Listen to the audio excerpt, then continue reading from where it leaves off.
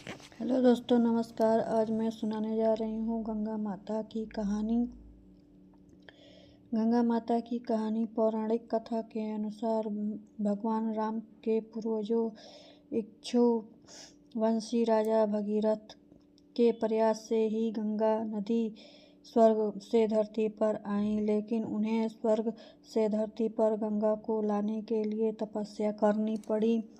उसकी तपस्या से प्रसन्न होकर ब्रह्मा जी ने, राजन, तुम गंगा का पृथ्वी पर अवतार तो चाहते हो, परंतु क्या तुम पृथ्वी से भी पूछा है कि वह गंगा का भार तथा वेग को संभाल पाएगी? मेरा विचार है कि गंगा को वेद संभालने की शक्ति केवल भगवान शंकर में है, इसलिए उचित होगा कि गंगा का भार एवं वेग संभालने के लिए भगवान शंकर का आग्रह प्राप्त कर लिया जाए।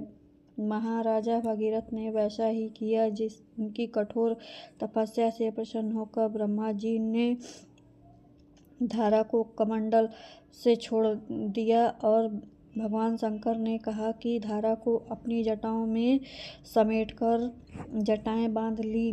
बाद में भगीरथ ने आराधना के बाद उन्होंने गंगा अपनी जटाओं में से मुक्त कर दिया।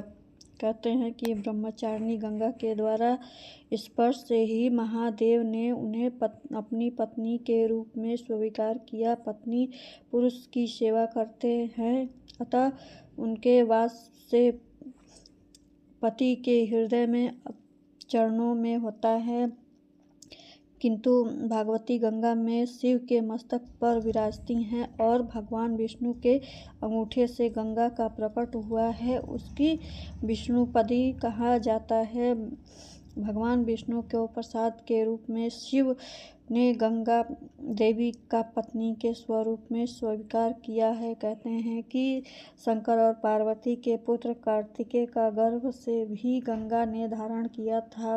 गंगा के पवित्र जल में डूबने के बाद भगवान गणेश जी जीवित हुए। इसलिए कहा जाता है कि गणेश की दो माताएं हैं, माता पार्वती और गंगा, और इसलिए उन्हें दिव्यमित्र तथा गंगा का पुत्र भी कहा जाता है।